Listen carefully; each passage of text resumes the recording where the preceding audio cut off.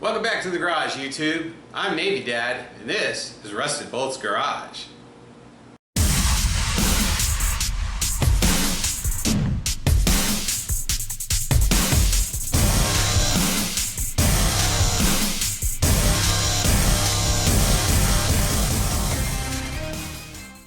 Okay, as I said, this is now part 2.3, which is the continuation of getting the final stuff wrapped up for the wiring system and all that fun stuff with our electric cooling fan and radiator upgrade for our 1994 Chevy pickup truck. And this got much bigger than I anticipated, but that's okay. It was fun. I learned something. Hopefully you'll learn something. And of course there will be lessons learned at the end of this. Just a few. There always is. So let's finish it up, shall we? The fly's gone. I killed that. Yeah. Well, sorry. Dang it. It's freaking late in the afternoon and the light is really harsh. And I'm about to leave to go to a hoity-toity wine bar in Plano, Texas. So that'll be fun. Anyway, that's where it will be installed. And then I'm going to run the harness. That's why I haven't installed the bumper yet, because I'm going to actually follow this line to the battery. We're also going to have to run a couple wires into cab, and that right there, that's where the control wire is going to be hooked up. That is that's the harness for the anti-lock brake for the rear of this truck, which I pulled out and threw in the trash because it's a piece of shit. Eventually, I'm going to upgrade the front brakes to 1 ton, and rear brakes are going to get rear discs. Okay, so last night after it got dark, I kind of soldiered on with some of the other project of this truck, and that is bought one of these cubbies. This is one of the cubby things that goes up right above the heater if you do a radio delete, and I kind of making my own little switch panel for oops, well, that goes in it. Damn it, can't do this, so I need another hand. It goes in here, and yeah, that'll be for the bumper mounted fog lights. And then also, I don't trust the temperature gauge. When I first bought the truck, it didn't work, and then it started working. And every once in a while, it sporadically reads really low. So I was like, screw it. I replaced the sensor, and that didn't help. So got an aftermarket temperature gauge, which is going to go right in here. And how I did this, again, this is one of these little boxes, which I got on Amazon for like 12 bucks. I'll put a link. And this is just sheet plastic that I bought on Amazon, which again, I'll put a link. And you just cut it. Actually, it's really cool. You just score it with a blade and a straight edge like this. There's your blade, straight edge. And put it in a vise and snap it. And it comes right off. Clean. So as long as your line is clean. So it works really well. And then I just used some silicone to glue it back in. After I made a paper template, scored the lines, snapped it, put it in here. That's just a hole saw. Then this, I put the switch cover on top of that, used a gold Sharpie, and then cut it out with a Dremel. So it was really easy. Okay, so I'm working on the wiring, which I'm not going to bore you with. I'm just going to set it up and then put everything in the schematic and how I did it. But I've added a complexity to it, which is actually going to be kind of fun. So this is my little, sorry, it's really bright, my little cover that's going to go in the dash cubby. So what I've decided to add is these cool little LED lights, because I want to know when fan 1 and fan 2 come on. Why? Well, why not? Because it's easy to install and it's kind of cool. What? Okay, I know. Sorry. Messy workbench, I know. So I need to go back and correct something. Okay, so the fan switch itself, here's a picture of it. Okay, T1 is high.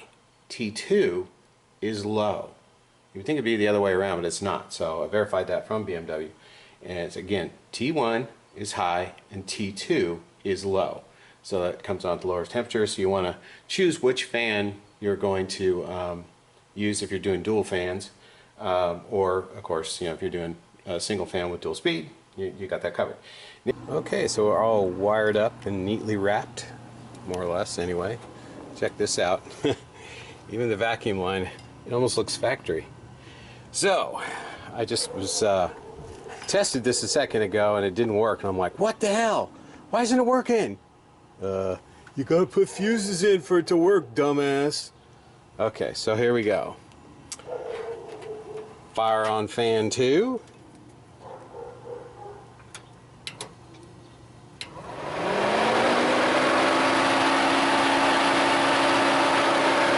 Awesome.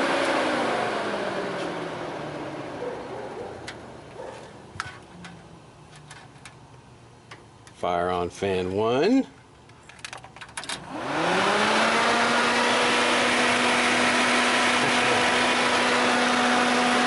Just got to get our sensor hooked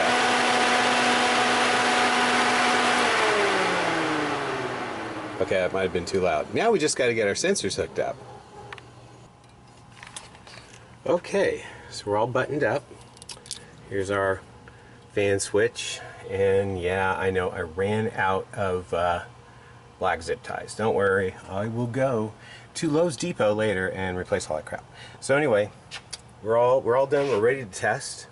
Don't forget to label everything too, because you'll never remember what you did. And of course, write down and create your own schematic if you use something different than this. Always do that for anything, because you think you'll remember, you won't.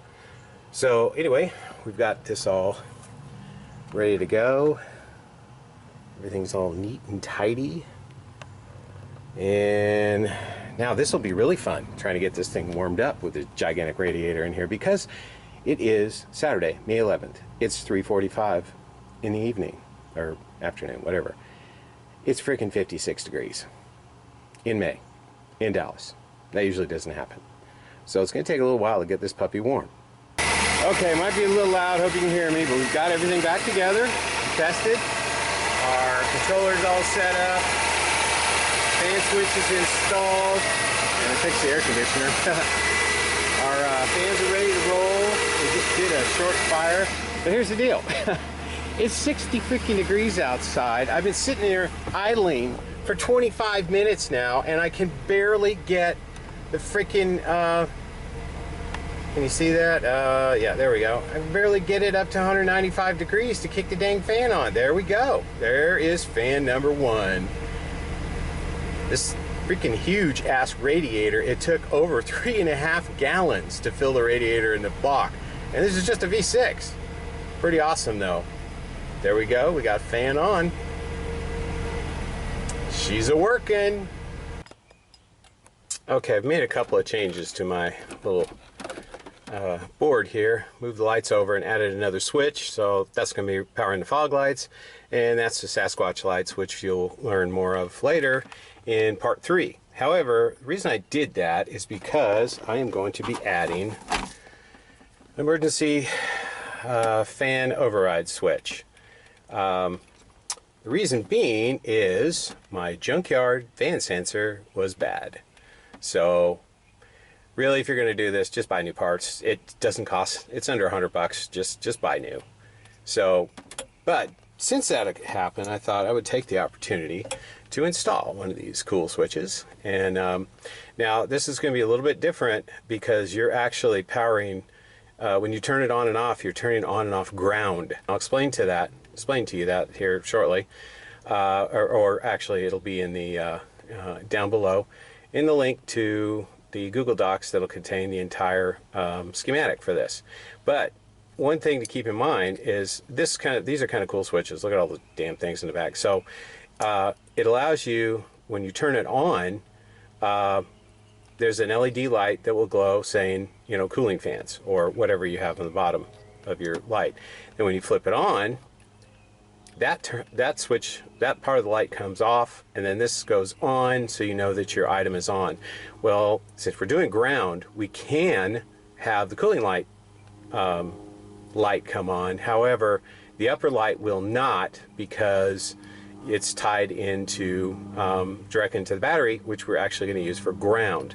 So, but we've already got our two lights that I put in because I want to know when fan 1 and fan 2 come on. So when you click this on, it'll power those anyway, so don't have to worry about that secondary light. Okay, so here it is all put together. Turn our ignition on. So as you can see, the lower light will work, but the upper light will not. If you try and hook it up, you will fry it. But we still know it's on by there. And I only hooked it up to the number 2 fan, which is the higher volume fan, just in case of emergencies. Okay, so let's talk about lessons learned, shall we? First off, the switch. Obviously, if you saw earlier, the higher temperature switch was not going to work in here. It just got too hot before it came on, so I've stepped down to the lower temperature switch. The other issue is the alternator. I didn't really think about this because I had a beefy ass alternator on the last 2 Jeep Cherokees I did. It, with both fans on, it nearly taxes the alternator. I mean, this alternator I think is only like 90 amps. I can't remember what the base alternator is on the 4.3 liter, but I mean, this truck doesn't have any power accessories. I mean, it's a base model truck. It's one version above a work truck. So, and the alternator is brand new because this happened on the tollway last year. Oh, great. Yeah, that was a lot of fun.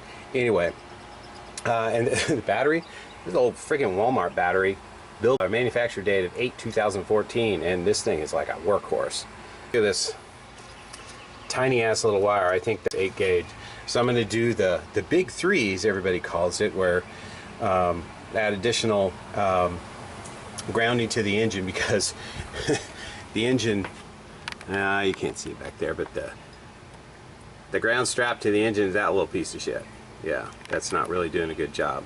So I'm going to upgrade the ground wires, and I'm going to upgrade the wire going from the back of the alternator to the battery, which should improve it. But it's not taxing it. But if you do go with bigger fans, you're probably going to have to upgrade your alternator if you're in a V8 truck. You know, you can get these alternators, I think, all the way up to 240 amps, which is plenty if you're going with a bigger fan. So.